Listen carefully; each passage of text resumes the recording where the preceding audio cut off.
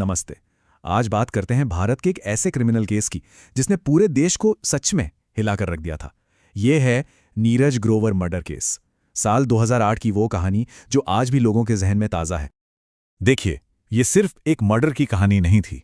इसमें धोखा था, जुनून था और सबूत मिटाने की एक ऐसी खौफनाक कोशिश थी ना कि सुनकर ही रोंगटे खड़े हो जाते हैं। तो चलिए समझते हैं इसे शुरू से। तो इस पूरी कहानी के सेंटर में थे 3 लोग, 3 किरदार जिनकी जिंदगियां बस एक रात में एक दूसरे से ऐसी टकराईं कि सब कुछ बदल गया, हमेशा के लिए। सबसे पहले नीरज ग्रोवर, एक टीवी प्रोड्यूसर जो मुंबई की एक प्रोडक्शन कंपनी में काम करते थे। अपने करियर में अच्छा कर रहे थे, सपने बड़े थे और सपनों के शहर मुंबई में अपनी जगह बनाने की पूरी कोशिश में लगे थे। फिर आती है मारिया सुसेराज, एक महत्वाकांक्षी एक्ट्रेस जो साउथ इंडिया से मुंबई आई थी, जाहिर है हीरोइन बनने का सपना लेकर। और यहीं मुंबई में ही उनकी दोस्ती हुई नीरज से, और ये दोस्ती काफी गहरी हो गई थी।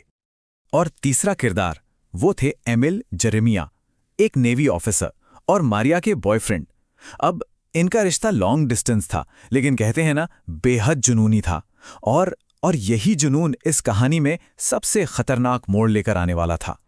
तो चलिए अब चलते हैं सीधे उस रात पर, मई 2008 की वो रात जब सब कुछ बदल गया। एक सरप्राइज विजिट, और उसके बाद जो हुआ उसका अंत इतना भयानक होगा किसी ने सोचा भी नहीं था।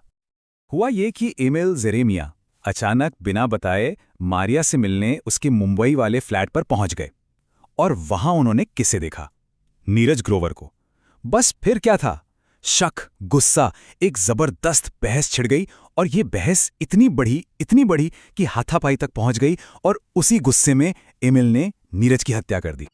लेकिन कहानी का सबसे दहला देने वाला हिस्सा तो अब शुरू होता है। मर्डर के बाद जो हुआ वो शायद मर्डर से भी ज्यादा खौफनाक था। एमिल और मारिया ने मिलकर इस गुनाह के हर एक सबूत को मिटाने का एक बहुत ही भयानक प्लान बनाया। उन्होंने जो किया उसने सच में पूरे मुंबई शहर को झकझोर कर रख दिया था। नीरज की बॉडी के टुकड़े किए गए उसी अपार्टमेंट के अंदर।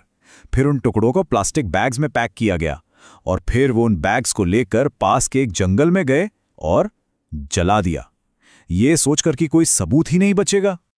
लेकिन जैसा कि होता है, जुर्म ज्यादा दिन तक छिपता नहीं है। पुलिस की इन्वेस्टिगेशन शुरू हुई और धीरे धीरे सच की परतें खुलने लगीं। तो चलिए देखते हैं कि इस केस का अंजाम क्या हुआ और क्यों आज भी ये केस इतना याद किया जाता है। तो साल 2011 में आया कोर्ट का फैसला। एमिल जेरेमिया को मर्डर का नहीं बल्कि गैर इरादतन हत्या का दोषी माना गया। मतलब कोर्ट ने यह माना कि हत्या प्री प्लान्ड नहीं थी, बल्कि अचानक गुस्से में हो गई। सजा मिली 10 साल की। और मारिया सुसेराज, उन्हें हत्या के आरोप से तो बरी कर दिया गया, लेकिन सबूत मिटाने में मदद करने के लिए उन्हें 3 साल की सजा सुनाई गई। तो मारिया ने अपनी ये 3 साल की सजा काटी और फिर वो रिहा हो गईं। और उनकी रिहाई के वक्त भी इस केस को लेकर लोगों में बहुत गुस्सा और बहस हुई थी। अब ये केस एक हाई प्रोफाइल केस क्यों बना? क्योंकि इसमें सब कुछ था जो मीडिया का ध्यान खींचता है। ग्लैमर इंडस्ट्री, एक बिगड़ा हुआ लव ट्रायंगल और जुर्म की वो क्रूरता। इन सब वजहों से ये केस देश भर की हेडलाइंस में छाया रहा। और इसका असर सिर्फ कोर्ट और न्यूज़ तक ही नहीं रहा, बल्कि पॉप कल्चर तक पहुंच गया।